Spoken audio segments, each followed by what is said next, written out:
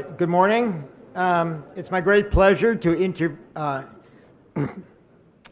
bring to you our keynote speaker, to introduce Sir Roger Penrose. Roger is well known in many areas of science, philosophy, and mathematics. He's very well known in physics for his work on black holes, general relativity, cosmology, including his new theory of eons preceding the Big Bang.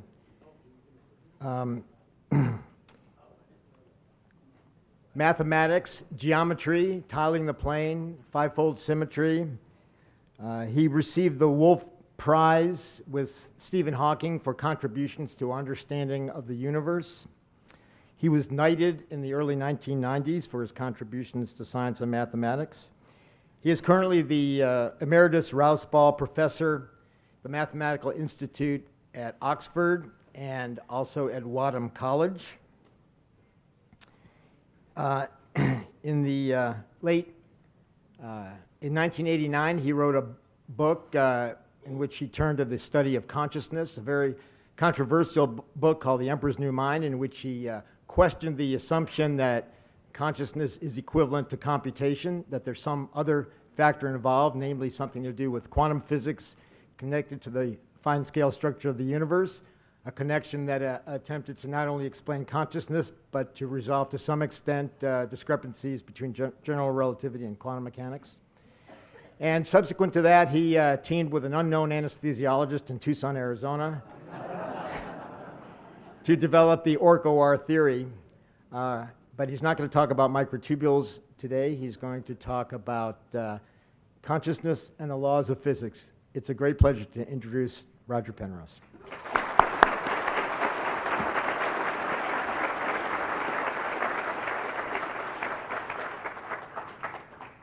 Well, thank you very much, Stuart. It's a great pleasure for me to be back here at one of these conferences.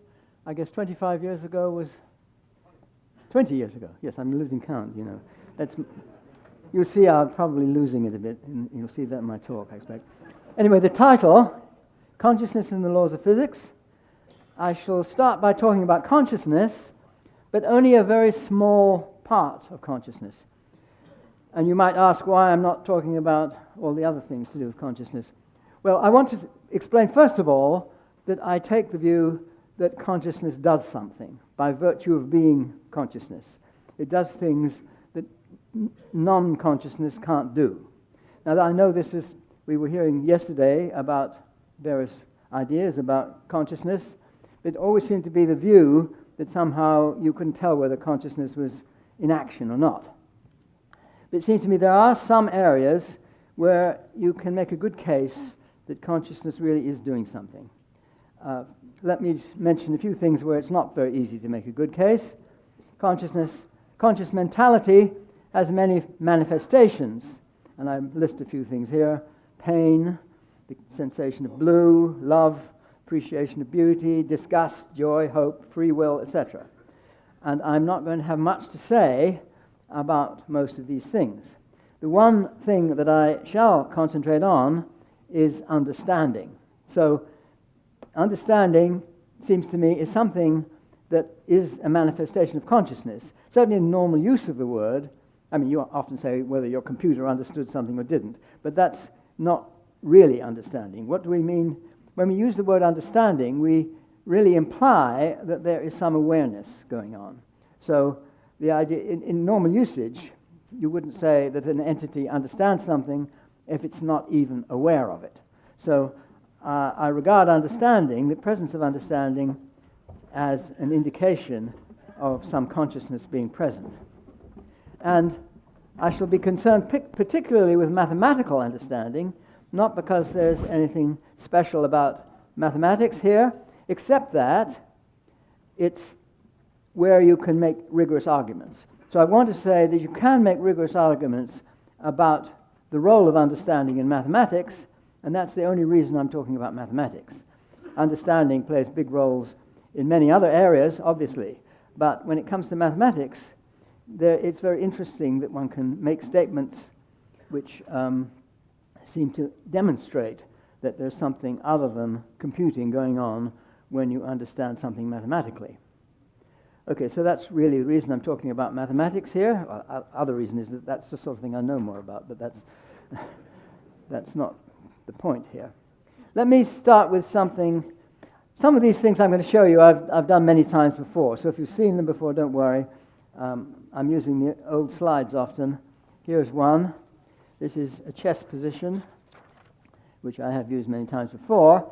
I think it's a very nice chess position. It is one of a set of problems. Half the problems, chess problems, it was a kind of Turing test. Half the problems were easy for humans and hard for computers. The other half were the other way around. Easy for computers and hard for humans. And it became extremely easy to tell which were the computers and which were the humans. I want to give you an example which is easy for humans. Well, you have to know the rules of chess, of course, and something about the game, but not too much. This is a position where white has to play and draw. Well, white, of course, is brown here. And the idea is, well, what do you do? Well, if you know anything about the game of chess, what you don't do is take the rook. You see, black has a tremendous advantage. He's got 2 extra rooks, and if you take the rook, there will still be another extra rook here, and so you pretty well lost the game. So that's not a good thing to do, but what a good thing to do is just stop short of taking the rook, place the bishop here, and then you have a barrier of pawns across which the black pieces cannot get. So all you have to do is wander your king round the back here, and there's no way you can lose the game. So anybody who plays much chess will realize that's the thing to do. You just block the black pieces off, and there you are. But this is just an example of something which computers find difficult because they haven't got the idea. I mean, you could build these things, post hoc. You could make your computer look for chains of pawns or something, but that's not the point. The point is that that is not the way chess computers are programmed. They're programmed to calculate all sorts of possible move after move after move after move after move like that, and see whether by some counting the position has improved or not when you have some chain of moves. Well, in this particular case, if you take the rook, it takes a long time for the black to let the rook out of the corner and so on and move it out through the hole and start causing damage to the white pieces. But it's just an example. I'm not making a particular thing about this particular position. It's just an example to show where a little bit of understanding, in this case, can get you a long way, where brute force computation is very difficult to achieve the same result. In the other sets of positions, understanding doesn't help you much. It's just brute force. So it's a good way of distinguishing what you can do by brute force or what you can do by understanding. Now, one trouble with chess, as a demonstration here, is that it is a finite game. And so you could clearly imagine that, I don't think it's happened yet, but in the future there will be computers so powerful that they simply can work the whole thing right out to every possible move, right from beginning to end, and chess will be completely solved. Then, well, a little bit not very nice situation for chess players, I suppose. But the point I want to make is chess is a finite game. I think if I want to cover things over, I should probably put a whole lot of these on. Chess is a finite game, and if you want to make a clearer demonstration of a difference between understanding and brute force computation, it's better to think about the infinite. Someday, maybe chess will be completely solved, but in mathematics, one is often concerned with the infinite. And the question is, how might computers be able to deal with the infinite? With human understanding, we can often deal with infinite issues in mathematics. People sometimes think, well, infinite is something you can never understand, but that's certainly not true. You can deal with the infinite in many ways in mathematics, and it's very powerful when we do so. The question is, in this case at least, you can't expect to run through all the possibilities because there are an infinite number of them. Now, I want to give you some very simple examples of how, or one very simple example, of how human understanding can deal with the infinite. And these are very simple things which I'm sure people are familiar with. I want to talk about mathematical induction. Well, mathematical induction is a method of proving some proposition is true which depends upon n. So it's proposition number 0, and n is a natural number, and my natural numbers start with 0. That's just not important. But let's say P of 0 is one statement, P of 1 is another statement, P of 2 is another, P of 3 is one other. So it's an infinite number of statements, but they're kind of systematized in some way. Now, how do you use mathematical induction to prove P of n for all n? That's an infinite number of statements. Well, what you do, first of all, establish that P of 0 is true, and then you establish that if it's true for P, if P of n is true, then P of n plus 1 is true. And that's a finite thing. You do this one and you do this one. There's two things you have to do, and you've now proved P of n for all n. This is also technically, if you have the rules of logic built into some computational system, this is what's called first-order piano arithmetic, and it is a computational system.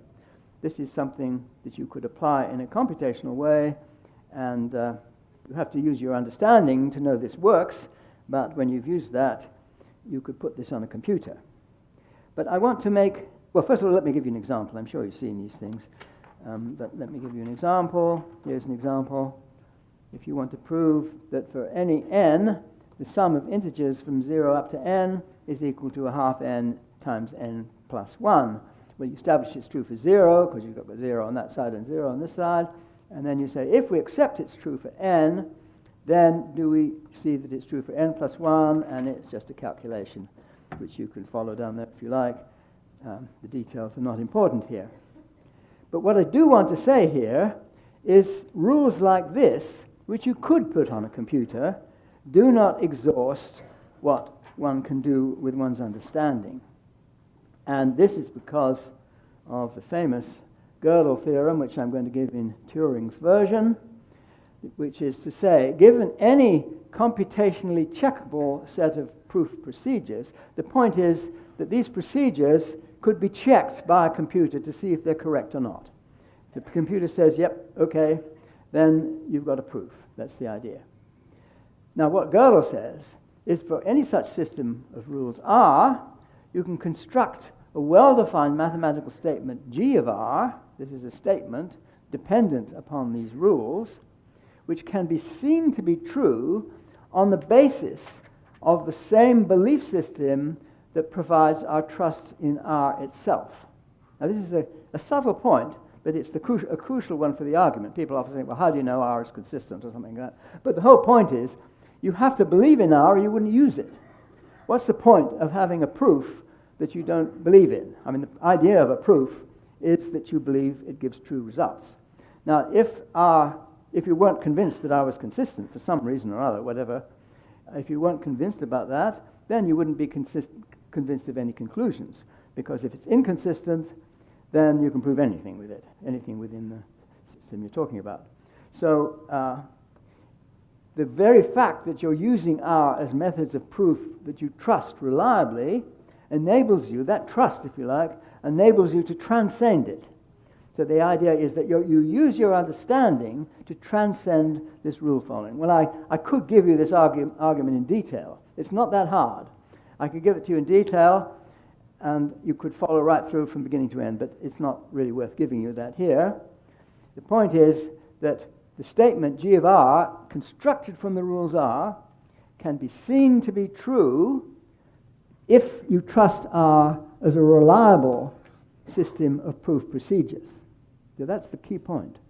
Somehow, whatever understanding we use to believe that R is a reliable set of proof procedures, that same set of beliefs, if you like, that same understanding that R works, enables you to transcend R itself and get something else.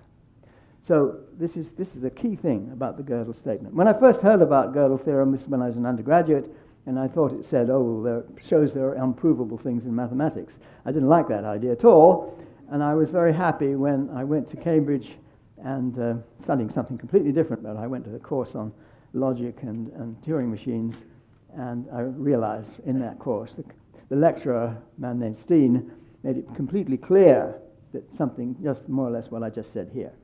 So there's nothing controversial in what I'm saying here, this is completely accepted, that the procedures that go from R to G of R also are things, okay, it takes a little work to make sure you get it straight, that you trust it, that yes, there's no, I mean, there's subtleties involved, but there's nothing that's questionable about the reasoning.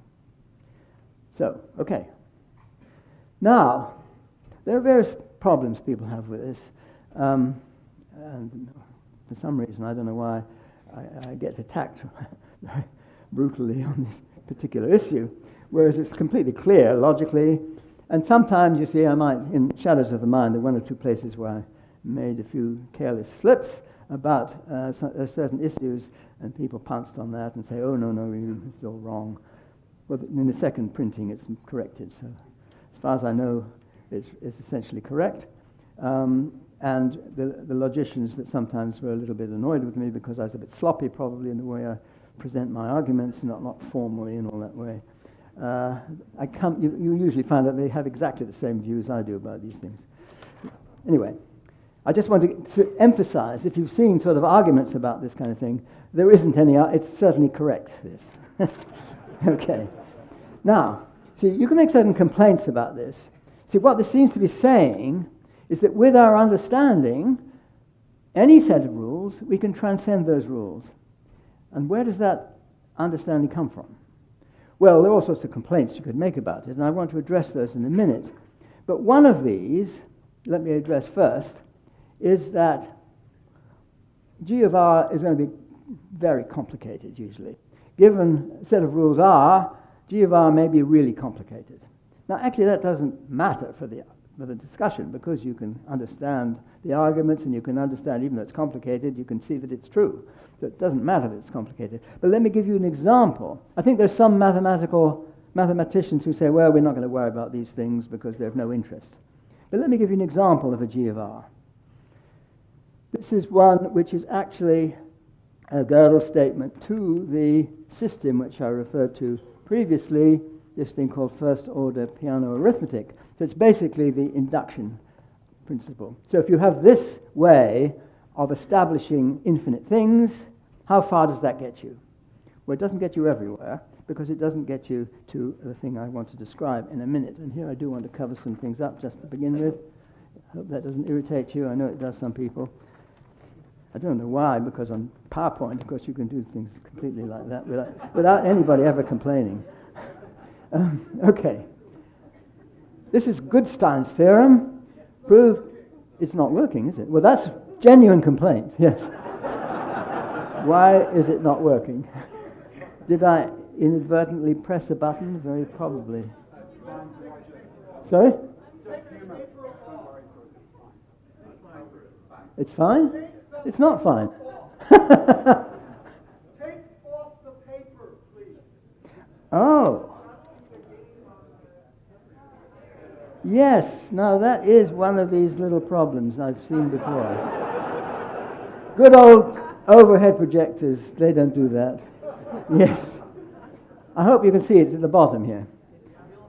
I can show you that. Well, I'll show you down there. Yeah. It's best all right, never mind. Goodstein's theorem proved in 1944. Take any natural number, that's non-negative whole number, and I'm just giving you an example to illustrate it. I'm going to try the number 1077. Could be any other natural number, don't worry. Then you write that number in binary. Well, that's familiar to people, 1001 and all that sort of stuff. The first one stands for 1024, the next one for 32, and so on. So you're expressing your number as a sum of distinct powers of 2. And here they are, 2 to the 10th plus 2 to the 5th plus 2 to the 4th plus 2 squared plus 1. Now, this procedure of expressing numbers in sums of distinct powers of 2 can also be applied to the indices up here. So 10, that's 2 cubed plus 2, 5 is 2 squared plus 1, and 4 is 2 squared. Okay? Now you notice there's a 3 up there. I haven't done that to it. So I'm going to replace 3 by 2 plus 1, and now I've finished doing that. Okay. Now I might have to go up chains which go up higher than this, but this is as good an illustration as any. Now I'm going to do 2 things to this number. First thing is A, which is replace all the 2's by 3's. So A, each term will be replacing 2's by 3's and then 3's by 4's and so on like that. So that's A. 3 to the 3 plus 1, etc., etc., etc. This number just with 3's in place of 2's. B, what's that? Subtract 1. So okay, there's a nice handy 1 hanging out there. Let's get rid of that. Then that's the number, the green one there. What is A? Well, I replace all the 3's by 4's. There they are. And subtract 1. I hope you can see it when it's down at the bottom there, but of course it disappears if I cover it up. I don't know what to do it. Perhaps if I just cover a little bit up, it won't disappear. Okay, there we are. All the four, well, you see there are these coefficients, which are 3's. It's like when you use the ordinary decimal system and you have 99999, you see. Well, any number up to less than 10 for the decimal system would be a sort of, that doesn't count. You write them down. So 4 is now the base, and I have 3's as coefficients. Now, I subtract, now I replace all the 4's by 5's. There they are, all the 4's by 5's. And the coefficients just stay the same, but that's all. So the 4's go to 5, subtract 1 again. Okay, and I just keep on going. What happens? Well, I start with 10 to the 177. I start with 1077. The next number, the green ones, are about 10 to the power 40. The purple ones are about 10 to the power 600. The brown ones are about 10 to the power 10,000. And they go up and up and up and up and up and up and up. And finally you get to 0. That's Goodstein's theorem. Whatever number you start with, you provide these two procedures, the subtracting one wins. It's a good hare and the tortoise example, where the tortoise wins every time. So even though these numbers get huge, absolutely huge, and this is, you take a number a bit bigger than that, and they're just vast, they would completely make your computer overflow with any decent-sized number here. This one probably would anyway. The other thing I want to say about this, not the surprising fact that it goes to 0 every time, but you can't prove it by mathematical induction. This is a theorem due to Paris and Kirby, and it's an example of a Godel theorem. And it's a nice example because I can explain it to people who, all you have to know about how to deal with the exponents. You know, what does it mean, 2 to the 10 and 2 to the 2 to the 2 to the 10, and things like that. But once you've got the hang of that, you can understand the theorem. Whether you believe it is another question. And the proof of it, I should say, you can't do it by mathematical induction. Yet, I'm not going to do it here, but you can sort of see why it's true.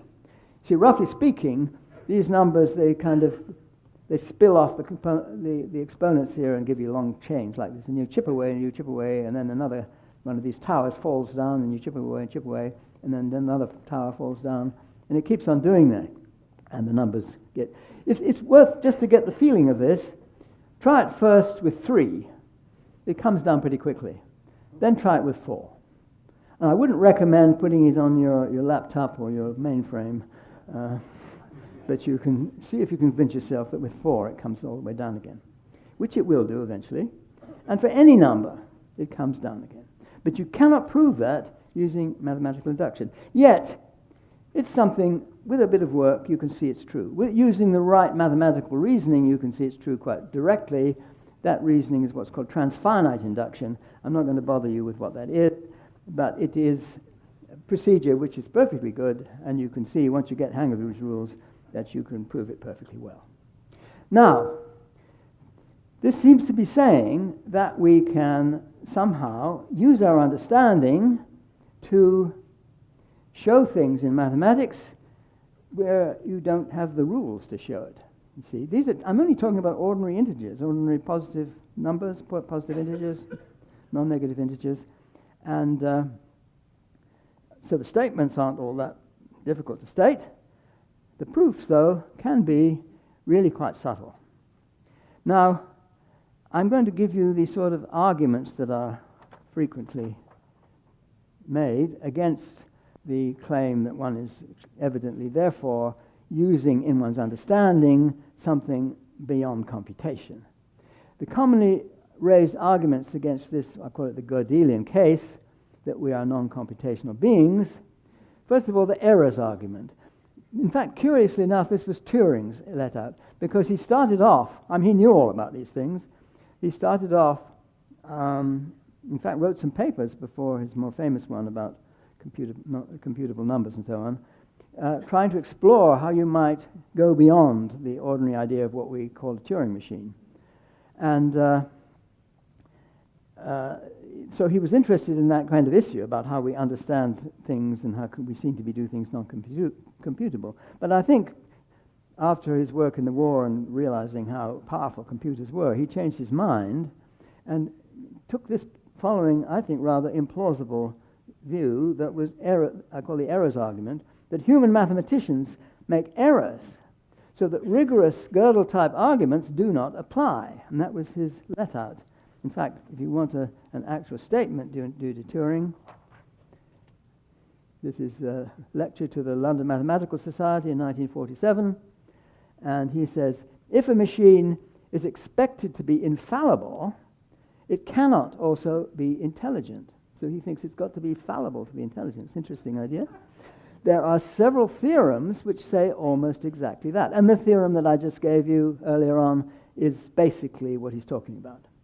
But these theorems say nothing about how much intelligence may be displayed if a machine makes no pretense at infallibility. Well, I just find this pretty implausible. I'm rather surprised to use that argument, but I suppose he got converted to the ideas that computers, well, indeed, he was very much involved in this and showing you how universal machines could exist, and we now know how useful they are with our laptops and our mainframes and goodness knows what. But I do think it's an implausible let-out because, first of all, human mathematical errors can be corrected. If you make a mistake, well, quite likely somebody else comes along and says, I was looking at your proof and I think there's a mistake on line 57. And you go back and say, oh my God, you're right. Now, you can see it's a mistake. It's not inbuilt that these mistakes are somehow things that that you have to have in order to be able to be intelligent or something. It doesn't seem quite to make sense to me. I may say I have a tremendous respect for Turing, just that this particular thing, I'm not quite sure why he took that line. The other point is, well, I say, yeah, they're corrected by others, or quite often by the same human. You go back and look at his proof, I hope this is all right. And, oh my God, look, I made a mistake there. I mean, that's not the reason that to be intelligent, you don't have to make mistakes, although even intelligent people make lots of mistakes. It's easy to make computers make mistakes too. You see, that also is the other end of the story. If you want to make your computer intelligent, you just make it make mistakes. Well, I don't think that's I don't think that's too convincing.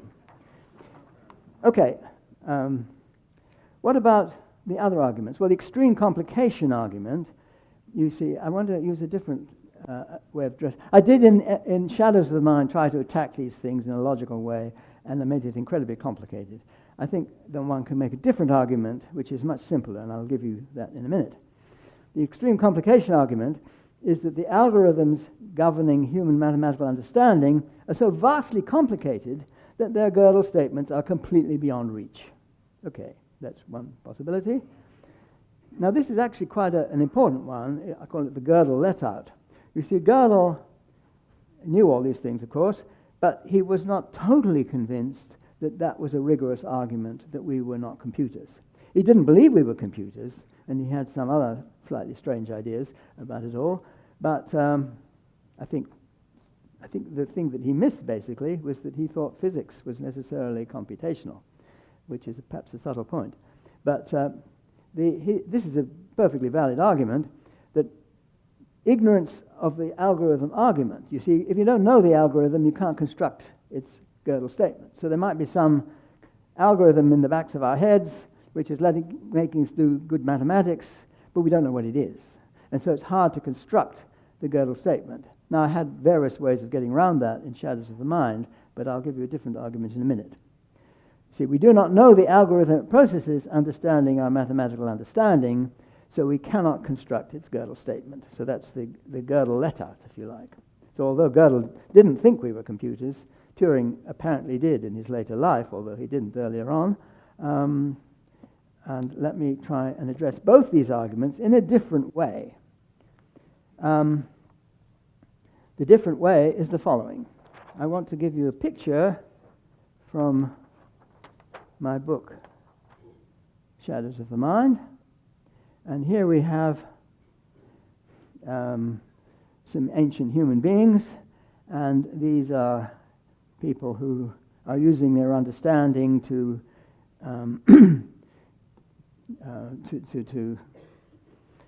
grow crops here, or domesticate animals, or build shelters, or whatever it happens to be. And here's one who's had a brilliant idea about how to catch mammoths, you see. Okay, they're using their understanding in various ways. And here, in the middle, we have a mathematician who is fiddling away, trying to do some mathematics, and completely unaware of the saber-toothed tiger that is about to pounce on him.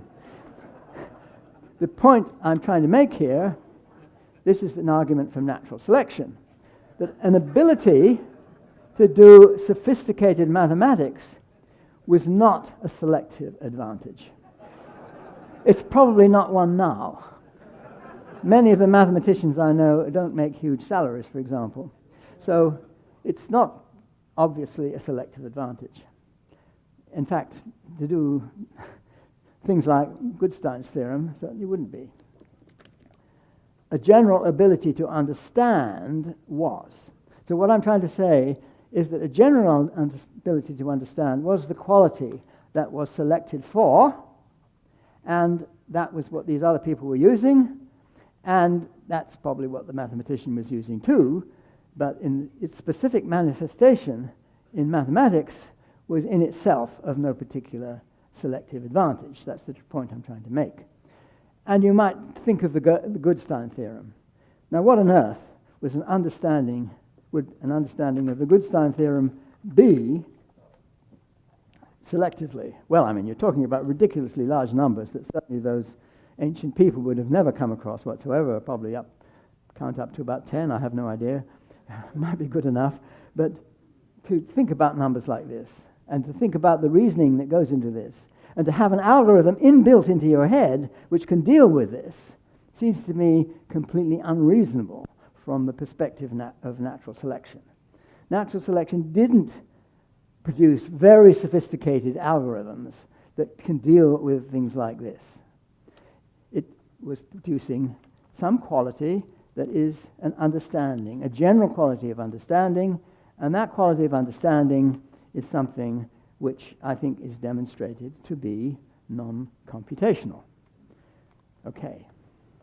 Now, this is an issue, I've just described this with regard to mathematical understanding. That's where the reasonably rigorous arguments come in, and that this is something non-computational, something that we don't have inbuilt our heads, some algorithm of such sophisticated nature that we can't grope to its Gödel statement. It seems to me that's not reasonable. We don't have algorithms like that built into our heads. We do have an ability to understand, but this general ability to understand contains the ability to appreciate the Gödel theorem and to build up more and more sophisticated systems and so on, so that you can use it in mathematics. But nevertheless, it's the general quality of understanding which is what was selected for. And that's what I'm arguing about. What about human consciousness? Well, you see, I did at the beginning mention qualities of consciousness, which, okay, they seem to be things which there's no reason why they should be computational if understanding isn't. And it seems to me that to draw the line where things become computational between human understanding and human consciousness doesn't seem to be reasonable. In fact, most things in consciousness are more obviously not computational. I mean, somehow the feeling of happiness, or the perception of the color red, or whatever it happens to be, or an appreciation of music, or whatever it happens to be, all those things don't seem to be very computational. You might think mathematics is the most likely thing to be computational, and here you see it's not. So I wouldn't draw the line here either. What about between humans and animals? Personally, I wouldn't. Seems to me that, well, that saber-toothed tiger was probably conscious also, and it had a lot of understanding. It realized that mathematician was easy meat, you see. So there's probably understanding and consciousness quite deep down in the chain, if we can call it a chain, of animal existence. So I certainly believe that. How far down, I wouldn't like to say. What about life? I don't know. What about plants, for example? I don't know. Whether there's any kind of consciousness involved in plants, I'm not going to make any statement. But personally, I would consider, whatever this thing is, the key issue is consciousness. And that is the thing which, as revealed in our understanding, is something outside computation. So that's my view here. And I think the case is really pretty strong that what consciousness actively does, and it actively does it in our understanding, it's something which comes out. You see, it's not just an internal thing which sits inside and doesn't manifest itself outside. It's something which has an external effect. So I don't regard consciousness as something which could be there or not and you'll never know. That it has an objective effect outside in the world. And an instance of it is in the mathematical things, but I think it's true also right down the line here. So, the question therefore is, consciousness, what on earth is that? And where does it come from, and how could it conceivably be something non-computational? Well, you could take all sorts of views about this.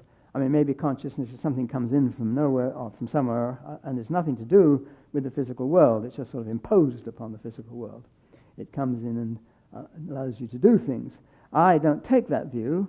I take the view that whatever it is that our brain is doing, including the manifestation of consciousness and whatever consciousness actively does, is consistent with the laws of physics.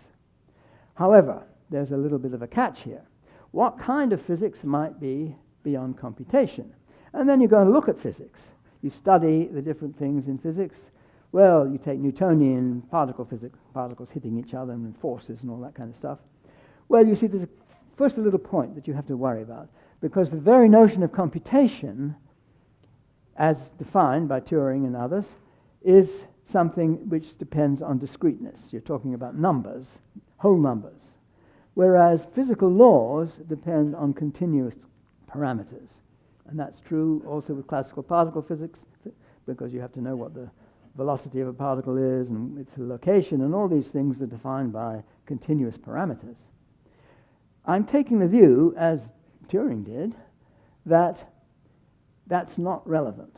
It might be, that's a guess, if you like, that you can certainly in many areas of physics, astrophysics for example, very, very powerful simulations are made on computers of continuous systems. They can be stars running around each other, or they can be gas, plasma, all sorts of things that you can calculate, behavior of black holes or something. You can calculate these things to very, very great precision. And that precision is to a certain number of decimal places, if you like, but it's good enough. And although you're dealing with continuous parameters, the calculations are done with discrete mathematics. Now, I'd say that is a bit of a lacuna in the argument. You might say, well, there's a big difference there somewhere, really. I'm trying to say, probably not. It might be. I'm not convinced about it. But I'm saying that that's not the place to look. That there's something else which we have to think about here. Well, what about classical field physics? Now, that would be, for example, the initial archetypal example was the gravitational field was done this way, and then we have Maxwell's equations for electricity and magnetism and light. So these beautiful equations due to Maxwell are an example of field equations. Now again, you see, you're dealing with continuous parameters, not discrete things. But the way we do that when we compute is we approximate with discrete numbers and get away with it to as good a degree of approximation as you like. What about quantum physics? Well, I'll say a bit about quantum mechanics. That will be something definitely part of my talk. But I'm going to say we're going to need to go beyond quantum physics. So let me address that issue, first by telling you, I'm going to assume that you're not all experts on quantum mechanics. So I'm going to give you a rapid introduction to what we need. Now, I hope don't worry too much about the details. But I do want to emphasize a few points here. And this is rather made clear by these two idealized experiments. Here we have a laser which emits individual particles. Let's say a single photon comes out here. And we have detectors here and here. And here we have, well, sometimes people would call it a half-silvered mirror, or more technically a beam splitter. What it does is that half the light that impinges upon it gets transmitted, and the other half gets reflected. Now that would be all right, you see, if light is just some continuous thing, and then, okay, half gets through and half is reflected. But if it's a single photon, a photon is a single unit of light. And if we have detectors here and here, what you find is that either this detector, I'm assuming these are idealized, you see, either this detector receives the photon, or this one does, and it's exclusive. Never it's both, never it's neither. It's either one or the other. It behaves just like a particle which comes along and decides here whether to be reflected or transmitted, if you like. However, that doesn't work for all experiments, and here we have another one. This is called a Mach-Zehnder interferometer. Here we have, again, a beam splitter here, two ordinary mirrors, and another beam splitter here, and let's suppose all these lengths are equal. Detectors here and here. Amazingly, you find it's only this one that detects the photon. So the photon never comes this way. Now you might say, well, the photon's got to be going this way or this way, so it goes this way or this way. And if it comes here, well, then it goes this way or this way. If it comes here, it goes this way or this way. Why doesn't it go here half the time and here half the time? It doesn't. That somehow the roots out this way mysteriously cancel themselves out, and it always goes this way. Now this is sort of particle-like behavior. The particle behaves just like a single entity. This is like a wave where you have to think of these little ripples, and the ripples cancel each other out, going this way, and they go this way. That'll work for a while, but it's a temporary answer.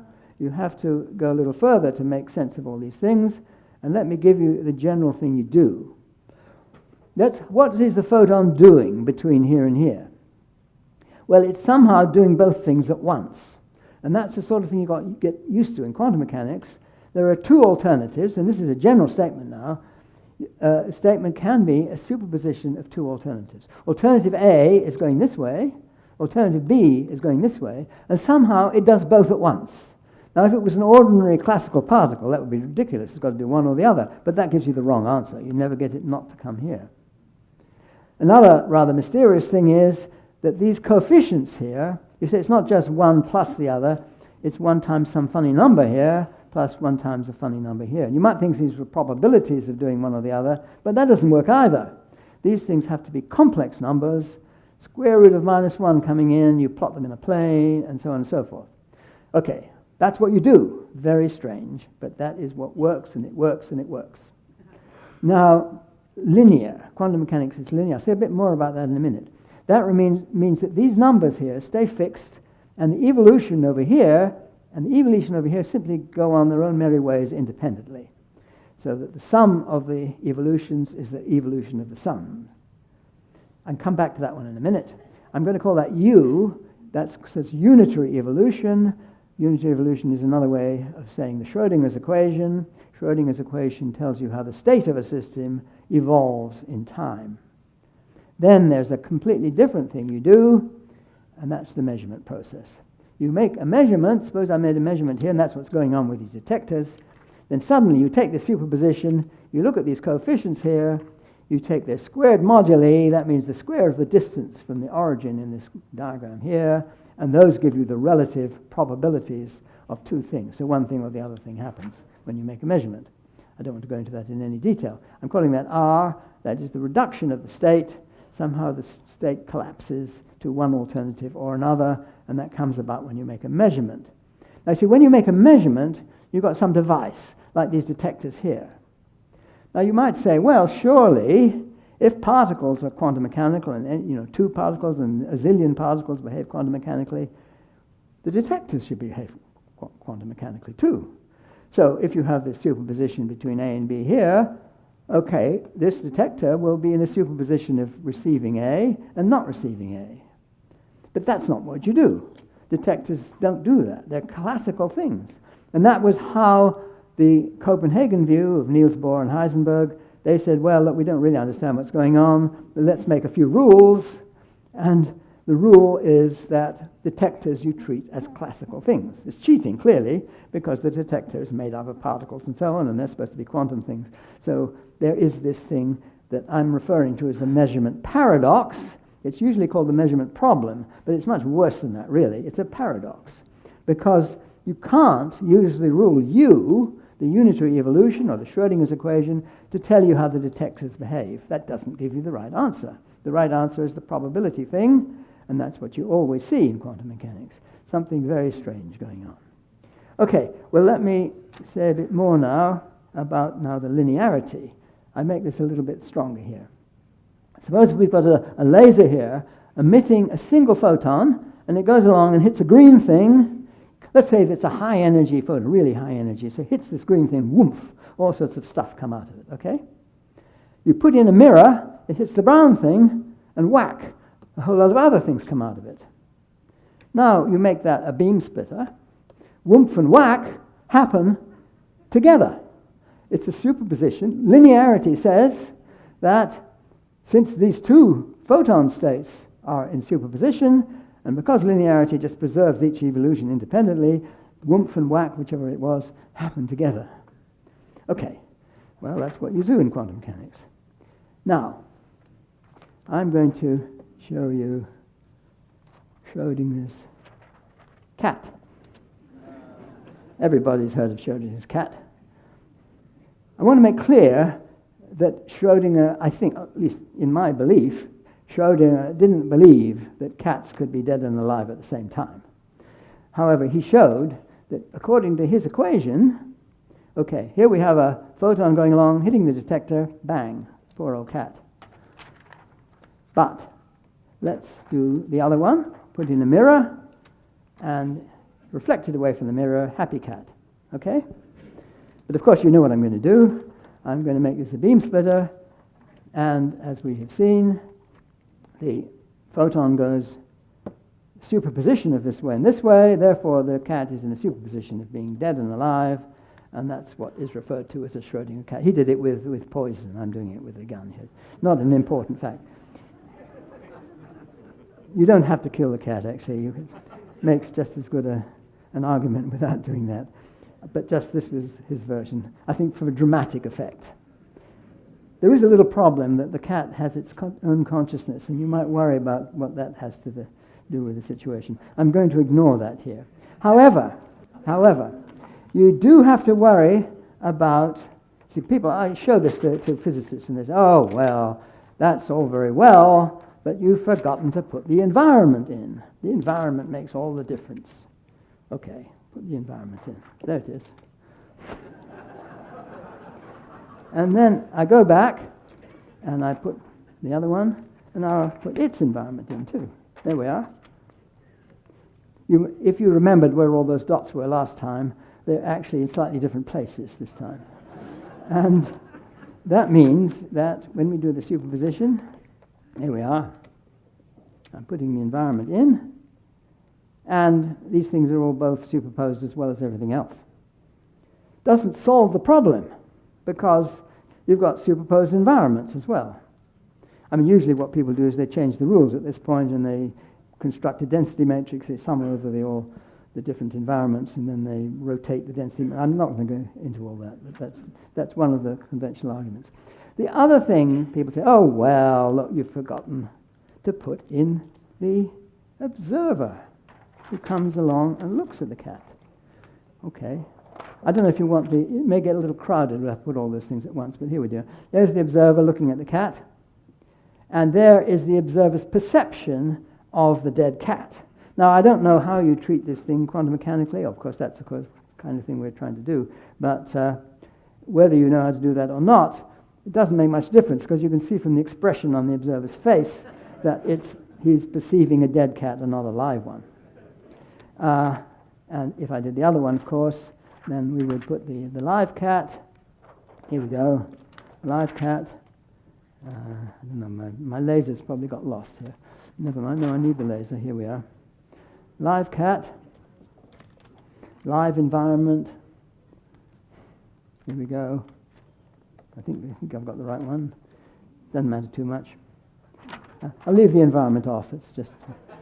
Oh, here it is. Here it is. Here it is. Put it in.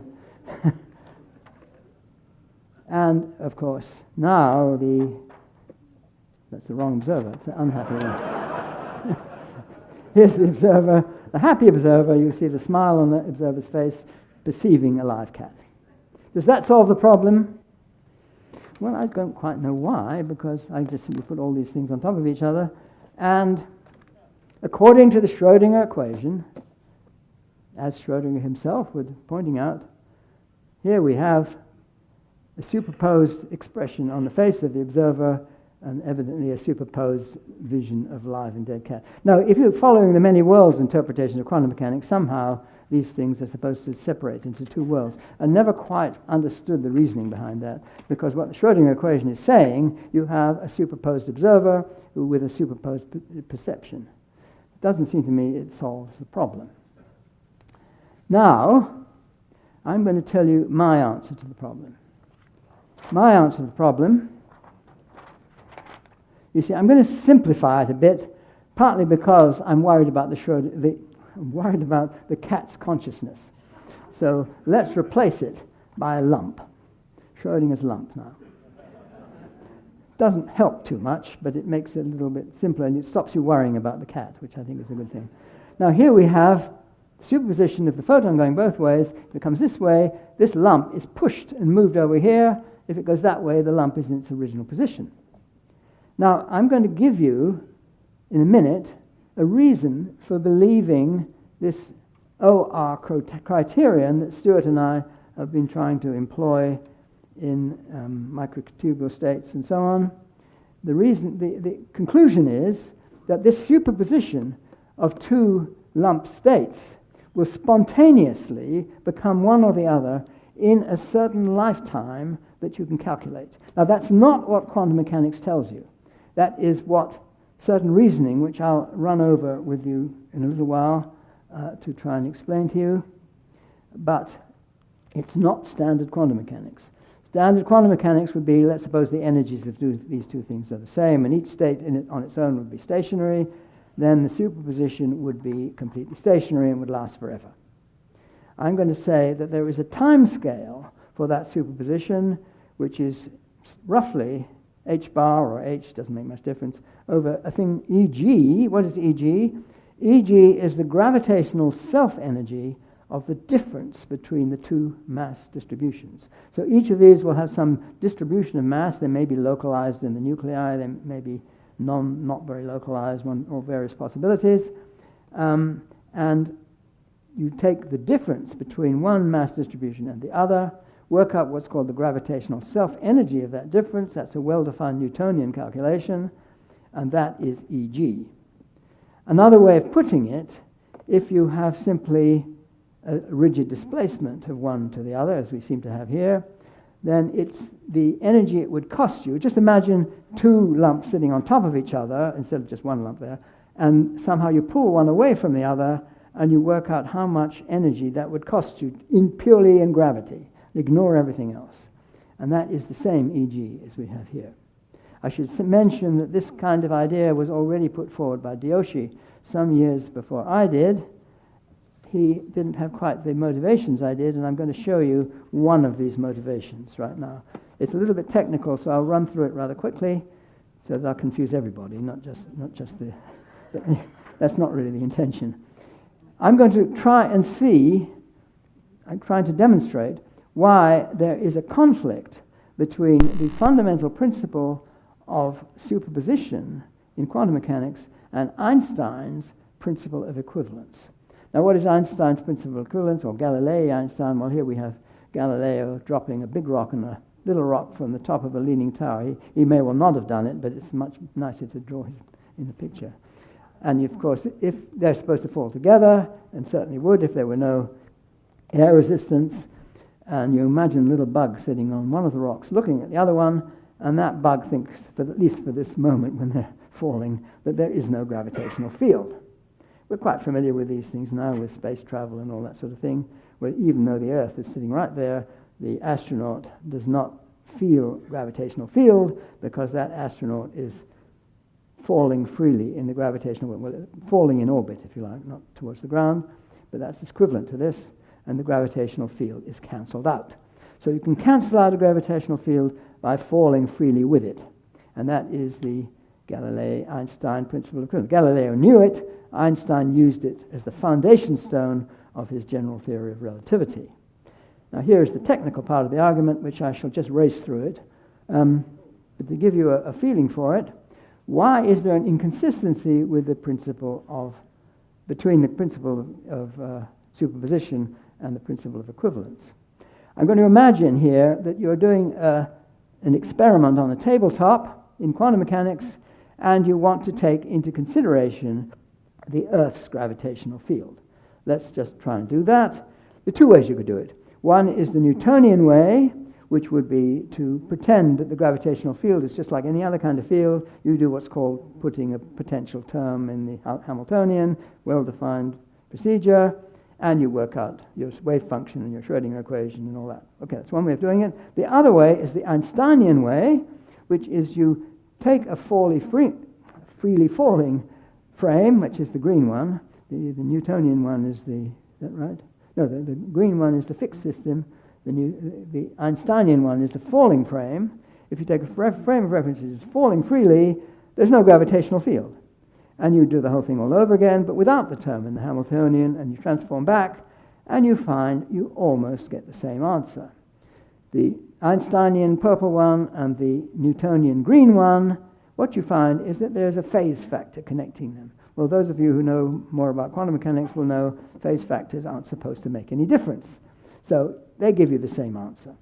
Well, they're experiments. Colella, Overhauser, and Werner many years ago did experiments of this nature to show that the principle of equivalence seems to be consistent with quantum mechanics. However, that is true only if you have one fixed gravitational field. Suppose you have a lump. Now, what did you see? Maybe there's a lump here, which is superposed in two different positions. Then its gravitational field will be superposed. And if you look carefully at this phase factor, which was supposed to be harmless, you notice that there's a t cubed up here. And if you really know about these things, you will know that that's bad news. It's telling you that these two wave functions belong to different Hilbert spaces. The vacua are different, and you're not allowed to make superpositions. I'm not going into the details here, but I'm not doing anything which is outside conventional physics here. But you do get a contradiction. Because these things are different Hilbert spaces, the vacua are different, you're not allowed to make superpositions. It's one of the rules. What do? Well, what you do is you try and make the superposition anyway and try to see what the trouble is. The trouble arises because certain things diverge. You get infinities coming in. And then you say, well, let's try and cut these divergences off or something like that. That's exactly what I'm going to do. Roughly speaking, I'm going to cut it off after a certain time. There's a kind of time scale where this superposition won't going to cause trouble. And that time scale you can calculate from these things here, looking at where the t cubed comes and what its coefficient is, and you can see that the trouble isn't going to hit you until the sort of time scale that I've been talking about. There will be something has to happen after the time h bar over EG, which I wrote down before. So that the argument is that this thing collapses to one or the other, and that saves you. It may be something else goes on. In detail, you need a good theory to handle these things, and that theory is not with us.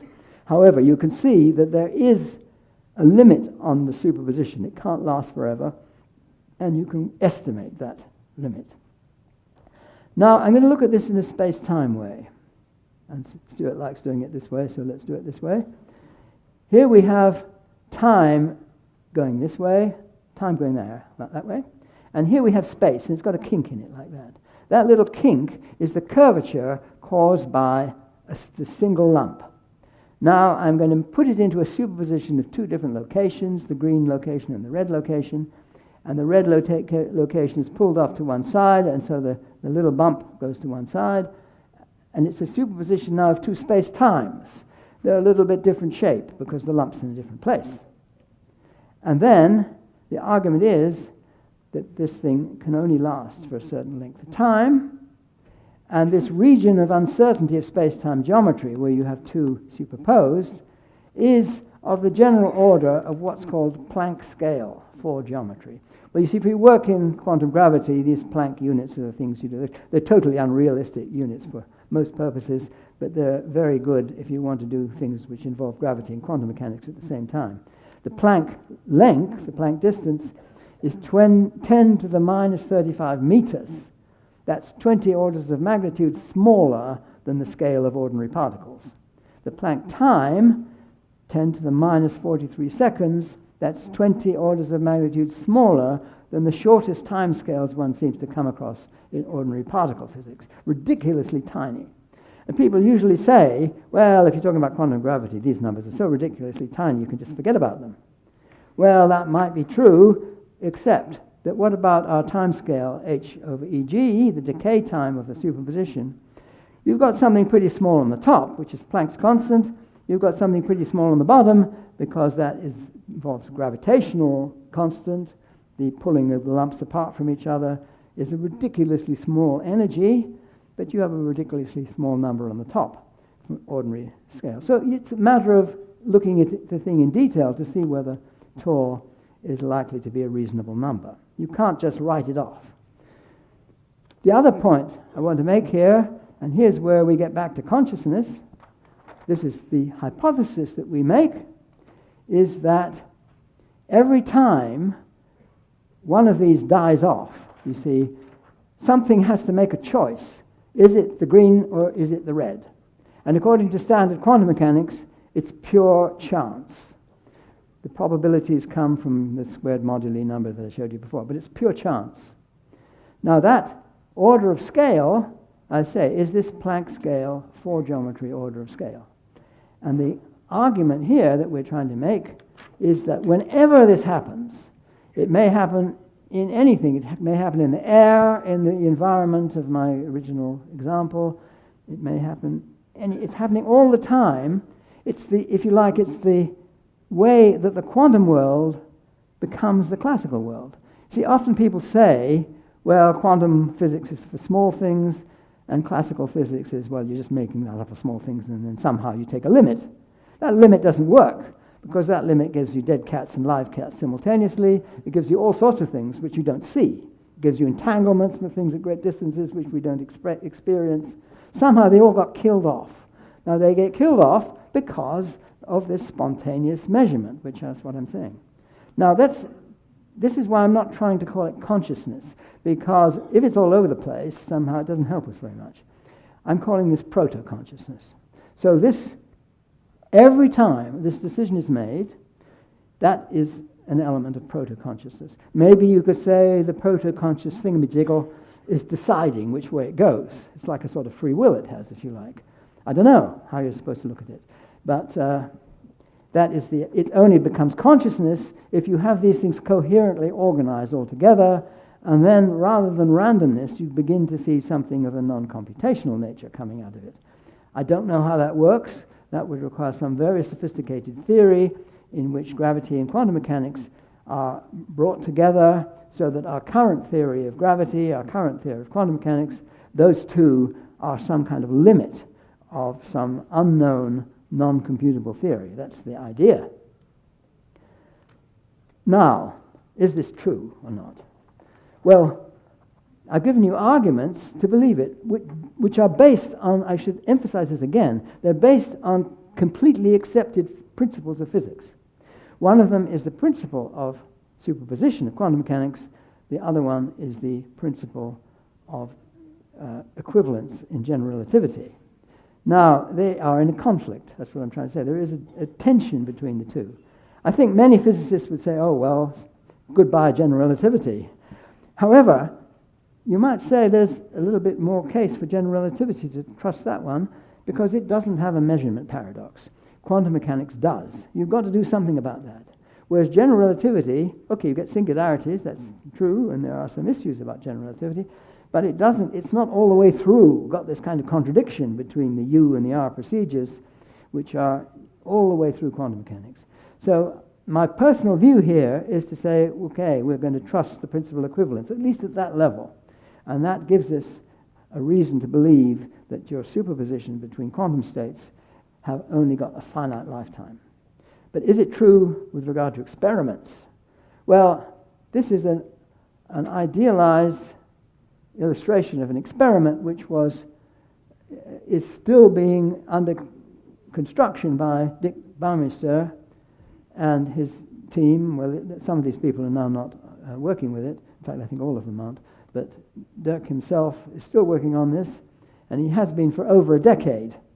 Let me show you what the experiment is. It doesn't look like this when you see his actual experiment, but the general idea is like this. Here we have a beam splitter. A beam splitter here, a laser here, sends a photon. This photon is split into two. This one is kept in a cavity. It sort of bounces backwards and forwards and backwards and forwards and backwards and forwards. This one is in another, but a rather curious kind of cavity.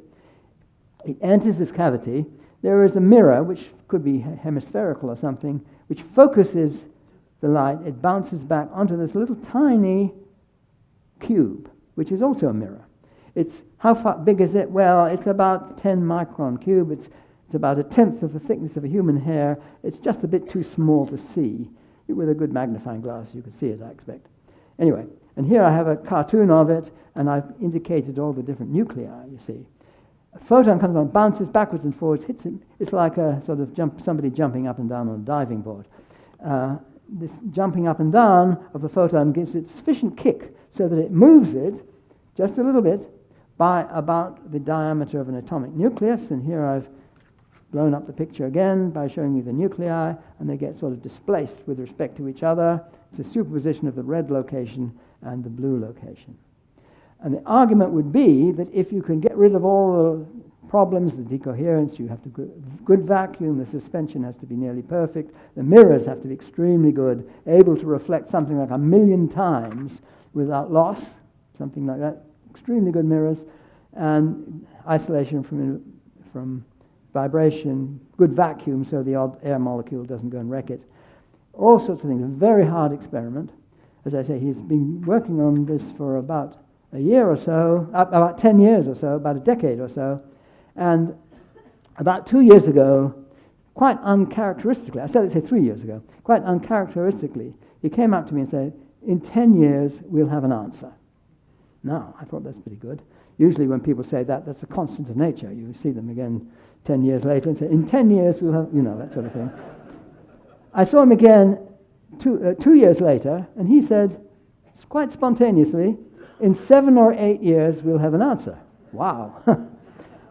And then I don't think, I'm predicting now that he would say 5 or 6 years if I asked him again, because it's about 3 years ago. Anyway, that's exciting. Maybe we will know. I should say that the 10 years, maybe he'd know earlier, that's assuming that this mirror here is completely uniform. If it's completely uniform, the effect is just a surface effect, very much smaller. If you can take into account the individual nuclei, it may happen a lot earlier. So whether it's going to be 6 or 7 years or even earlier than that, I don't know. I gather from what he said that he saw his way through all the obstacles, one of them being the mirrors, which are very difficult to get to the quality you need. Well, we just have to wait. There are other experiments also looking at this kind of thing. I don't know so much about them. I want to end by just one thing, which is more speculative, but it also got some mathematics in it, which I'll only flash at you. I want to give you the idea. You see, the criterion I mentioned up to this point was for a lump in two locations, which were basically assumed to be of the same energy as each other. So that was our example here, where these things were at the same height above the table, if you like.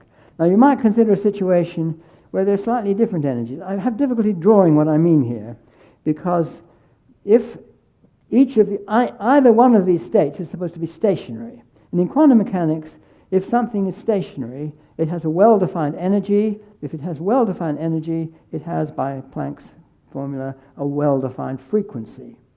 And so this has a particular frequency. Now, if they're the same energy, those frequencies cohere precisely. But if they're slightly different, then those frequencies will be a little bit different. And you can expect sort of beats between the two. And I have a sort of mathematical formula to see what it means. You have a quantum frequency, and you get a classical beat between them. Now, that's all conventional quantum mechanics. You can have something where the location are different from the... This is the kind of situation I really mean, and it's hard to draw. That somehow there are two different distinguishable locations of this thing, and the energies are then not well defined for each location. However, you have well-defined two different energies, which are each well-defined, and then the location is not well-defined. So you have a sort of mixture between the two. Quantum mechanical people know what I'm talking about here, but don't worry too much. You have superposition between the two positions, and that's a sort of different superposition between the two energies. But you get beats between the two energies, and the question is what happens? Well, according to the scheme that I was talking about before, it will find itself in one location or the other location. I don't know where I should be pointing here, I suppose. One location or the other location. But what I'm trying to suggest here, it needs more work to understand exactly how this would come about. But it looks plausible to me, is that under appropriate circumstances, and you get this already in the quantum situation, that the locations have an oscillation to them. That if the energies are well defined, the locations have an oscillation to them, and so on. Now, if it's in one state of energy or the other, the location will oscillate from one place to the other. So the idea here is that maybe these state will not just reduce to one location or the other, but to an oscillation. And that oscillation will have a phase which it becomes well defined. Anyway, that's a rough idea. It needs more thinking about. But the point here is that you have two very high frequencies, which are the frequencies for each of these energies here, and you have an oscillation, which is this sort of beat frequency, which is a very much lower frequency if the energies are very close to each other. So that's the idea, and, well, Stuart says I wasn't going to mention microtubules. Here's a picture, a rather bad picture of some microtubules. And the question is, how does this apply to microtubules? It's a very interesting thing to try and develop further. I'm only giving a rough idea. We did refer to this vaguely in our recent review article, but the idea is that Orch-OR will reduce it to a classical oscillation. The point is here that maybe it's got something to do with EEG, because consciousness seems to be related to specific frequencies which are measurable. You see, the EEG, you can measure that, so that's a classical thing. Now, is that a reflection of what's going on quantum mechanically in the microtubules? If it's to do with beats, it could be this reduction from a quantum mechanical oscillation with beats in the quantum mechanical sense, and then if that gets up to the scale where the EG, the H bar over EG comes in, then you would get a classical oscillation coming out of it. It needs to be worked further, and I wouldn't make any claims about it at the moment. It does seem to me there is a possible explanation for EEG in this, which I gather from Stuart is a big mystery, and we don't really know where EEG comes from. Maybe it comes from this sort of thing with microtubules. It's something that needs further work, but I thought I'd throw this at you just in case something can come out of it. Thank you very much.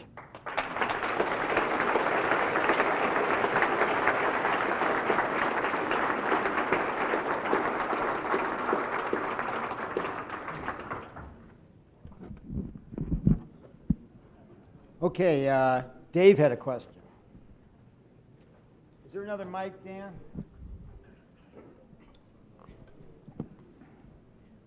I just want to get a bit clearer on how consciousness fits in with the physics, because that part went by fairly fast. So the thought is that once we've got this complete OR theory, it looks like you're going to have a beautiful mathematics of Schrödinger evolution and some orchestrated reduction and so on. And we'll have a beautiful abstract mathematical theory, which can be put, like all physical theories, in mathematical terms. Yeah. But it looks like it's going to have the same, on the face of it, that mathematical theory will have the same kind of gap to consciousness as all the other mathematical theories we have in physics now. And I take it then the extra move is to label some of that, or to somehow build in proto-consciousness to the very foundations of that theory. I don't know whether you think there's going to be a separate bit of the mathematics that governs sort of proto-consciousness, Yeah. and consciousness, which is a wholly separate mathematical component of the theory, or whether we're just going to interpret some of that mathematics as being the mathematics of proto-consciousness. But in any case, I'm just curious, what is the role, the causal role that consciousness will be playing in this theory? The one candidate I heard was that somehow it might play a role in bringing about the reductions and causing the reductions, which I always understood not to be the view that you guys have. But if it's not that, then what? Yeah, I think there's a bit of a misunderstanding. And when you gave your talk, I meant to mention this. Yeah. It seems to me there are two different issues here that are slightly confused. One of them is the idea, maybe von Neumann and Wigner and people had, that I'm not quite sure what Wigner's view was. He may have had more than one view. But that let's say Schrodinger's lump, that the lump remains in a superposition until somebody comes and looks at it. And that lump then enters that person's consciousness, and at that point, it becomes one or the other. And that, I think, is the picture of causation that you're presenting here, that consciousness causes the reduction of the state. Now, I don't like that view at all, for the sort of reason, okay, maybe there's some distant planet, and it's got no consciousness anywhere near, nobody looking at it or anything, and the atmosphere the weather on that planet, we know that weather is a sort of chaotic system, so quantum events are going to influence that weather. That weather is going to be one mess. It doesn't look like anything like a weather. A little satellite comes bzzz up to this thing and takes a photograph, sends the signal back to the Earth, somebody looks at the screen, and boom, it becomes one or the other, or one particular weather. Now, I think that's a totally implausible view of what happens, which is the sort of reason I don't believe that it's the outsider's consciousness which is influencing the superposition to become one or the other. However, in the brain, it's a different story altogether, because there, it's if you like, it's not that one is influencing the other, they're the same thing, is the idea. That the state that makes a choice as to going one way or the other, that choice or that what it's doing is the consciousness going on. So it's not as though even really that one influences the other, they're one and the same. But it's the one here, it's not the one in the piece of apparatus that the observer looks at. But in the fundamental physics of the brain, I think you need ultimately consciousness or proto-consciousness to be doing something. Yes. In the physics. We've Well, got it this does. beautiful autonomous mathematics of the physics. But it does something here. And You the see, thing it's it's going to the be choice of which one it does. it makes the choice happen? Yeah, It is the choice? it is the choice. It is the choice. Yeah. And why couldn't you have all the mathematics of the choice without consciousness? Well, look, like any physical theory, you make a theory, a good physical theory, I should say, you make a theory and then you produce its ontology. You say, this thing corresponds to this thing in the world, this thing corresponds to that, this is energy, this is an electron, so on and so forth. Here we're saying, this part of the theory, which is the state reduction, is proto-consciousness. That's the theory. It may be wrong, but I don't see why I can't do that with a theory of consciousness in the same way that we do with all other physics. I Can we mean, empirically distinguish it from a theory where there's collapse correlating with consciousness, which is distinct from it? well, if you like to call it correlate. I mean, what you say with energy. So you've got your physical system, and you work out something, you say, oh, this is the energy of the system. Now, of course, it's in some piece of mathematics you're doing, but the mathematics is meant to relate to some thing in the lab, say. And so you say, what is the energy of this? Well, I'm modeling it with this particular mathematical structure, and then I say, this is the energy in that structure, that therefore is the energy of the system. Well, I would do the same thing. I'm saying, I'm trying to model, I'm going way beyond what we can do at the moment, of course. Like I say, I'm trying to model some conscious person's brain, and then I say, in this theory it says, oh, there are these elements of proto-consciousness which are cohering together in an orchestrated way, and therefore, according to my model, that person is having a conscious experience. And then you say, oh, the person said, oh my God, you're right, I did just have that. Well, I mean, I'm not saying it's going to be as lucky as that, but that's the idea. I don't see why, philosophically, there's a different problem here than there is normally in physics. Long discussion. Would you say it's an identity theory? I notice philosophers are always looking for identity theories, but when presented with one, they don't like it. Well, maybe. I just don't like them in general. Yeah. I wanted to ask a question about randomness in this system. Yeah. We all think about randomness as a source of I'm sorry, meaningless. I just missed what you said. You think of We think of randomness randomness, yes. as a source of meaninglessness. In other words, it cannot produce meaning. But that seems to me to be an unwarranted presumption. If you could question that, where could that take you? If you could question the idea that randomness and meaninglessness are inevitably one and the same thing. Well, I think your question relates to something here in this model, because in the normal way we do quantum mechanics, it's supposed to be random. I mean, when you make a measurement according to the R process, you get probabilities out of the squared amplitudes, and that is supposed to be random within those probabilities. And that's the way we do quantum mechanics currently. Now, if you've got this extension of quantum mechanics in which I'm not sure how you treat it. I mean, clearly it's not completely random altogether, because I'm trying to say that understanding is something which is built up from these proto-conscious elements, but not just them themselves. There's memories and all sorts of things as well. But it seems to be that it's not just a random thing at that level, that there is insights, there's understanding, there's something going on which is now brought out, which in the case of the proto-conscious element, it doesn't reveal itself.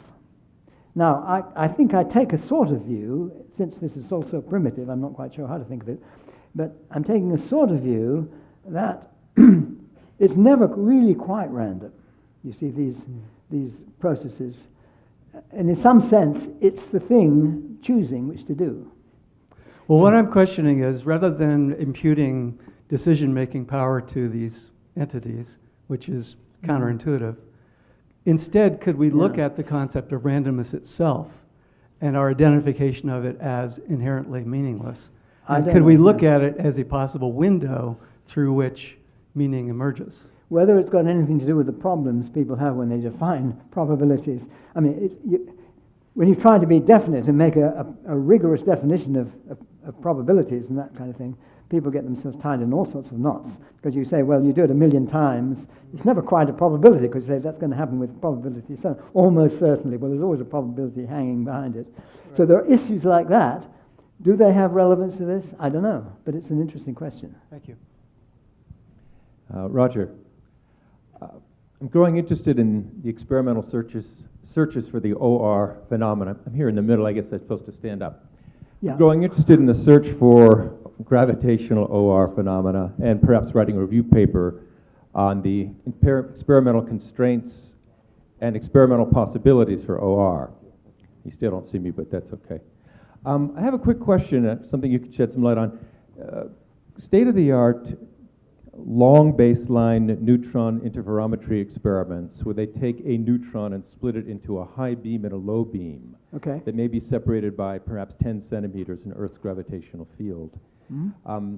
Now that's a difference in gravitational energy. You may wish to distinguish that between self-energy, but if you don't draw that distinction, you're starting to reach a level where we perhaps should be seeing some sort of precipitated collapse. No, that's a different situation.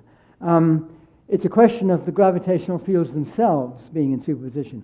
For the neutron itself, you would have to be worrying about its gravitational field if this OR was going to come in. As far as the Earth's concerned, and it's got two different energies, it's not two different gravitational fields. They're not being superposed in this situation. I mean, okay, they are, because the neutron has its own gravitational field, but it's tiny. And that will not be significant in this scheme. Yes, I see the difference. Okay, right.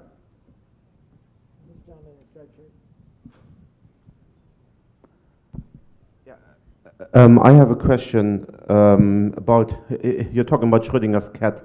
That's a macroscopic object. And as far as I know, many physicists have worked on decoherence from the environment, and that actually many believe that the Schrödinger's cat is not really a paradox anymore. So I'm just wondering, you have managed with the whole talk not to talk about the coherence of the environment, which I would say that many physicists would probably ask you, why are you not talking about the coherence of the environment? That might solve a lot of those issues. It's a part of the story, but it doesn't solve anything. You see, and I don't want to go through this here, but my main trouble with the environmental decoherence point of view, you say you have a system and then the environment gets entangled. You could do it with Schrodinger's cat, but you have a system and the environment gets entangled with it, and then you say, well, it's a question of the ontology. You have to have a consistent ontology. And the trouble with environmental decoherence is there isn't a consistent ontology. You say originally, okay, you might take the view, well, the state represents reality. I don't know if they always do, but let's say that for the moment. Then you say, okay, the environment gets involved in the state. We don't know what the environment is, we don't care, therefore we sum over those degrees of freedom. Now you have a density matrix. Now that density matrix becomes the representation of reality. That's the ontology. Now it's a new ontology. Now you say, we've got this ontology, we can rotate our frame. Stealthily, we rotate the frame round, it doesn't change the density matrix. But we can now adopt a different ontology, which says that that you look at the diagonal terms, and you say that these now represent reality. And then you say it with the probabilities that you're given on the diagonal. There's a cheat. It's a double cheat. You see, you first of all, the cheat is only in the ontology. It's not in the mathematics, if you like. You say, okay, what's reality? First of all, it's the state. Secondly, the density matrix. When you're within the density matrix ontology, you can rotate. Then you come back to the state, and you get the thing has collapsed into those states again. But it's not an explanation. However, here, the argument would be that yes, environmental decoherence plays a huge role, that probably that's right, and most of the arguments that people produce with environmental decoherence are okay, because in the environment is most of the mass displacement. I should think, if I have this glass here and glass here, then that will affect all the molecules in the air just slightly. They'll be in slightly different places. They'll bang against each other. They'll be all different. This difference between that set of molecules and this set of molecules will probably give me an EEG very rapidly, which will reduce the whole thing all at once. So it will be in the environment. It's the environmental decoherence picture, but with a different, it gives you the role of an ontology, which enables you to let the change in the environment collapse the system, because it will be an entangled system. That will usually be what happens. So if you have an experimental measuring device, there's the air running around and all sorts of things, and it will normally be the environment which reduces it. But if you take a very, very sophisticated example, like the one that Dirk Bouwmeester is trying to do, you've got to get rid of the environment. That's a crucial thing. You make sure that all the molecules are pretty well removed, there's no vibration, all this sort of thing, and you get rid of all that environment, and you have a pure experiment where there's no environmental entanglement in the system. That's the idea, anyway. Okay, we're going to have to break. Before we thank Roger, I have a brief announcement. You may have seen in the program book the Baumick Prize. Manny Baumick is a physicist at UCLA who invented the excimer laser, which is used in eye surgery. He has a broad range of interests. He's a Renaissance man and a philanthropist. And he donated a $10,000 prize, and he has, with consultation, has designated Roger Penrose as the recipient. So let's congratulate Roger.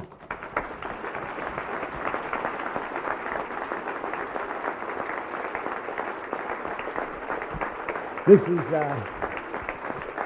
is not the actual money, because we don't want him getting mugged on the way out. But with that, and I should say that the reason Manny Baumick isn't here is that 5 days ago he required emergency cardiac surgery for coronary bypass. I talked to him this morning. He's about to go home, doing well, and wished us all the best, and especially to you, Roger. Well, I'm glad he sounds okay. I really feel embarrassed about this, because what do I know about how the brain works and all that? But anyway, you know what consciousness is. Thank you all very much. Thank you.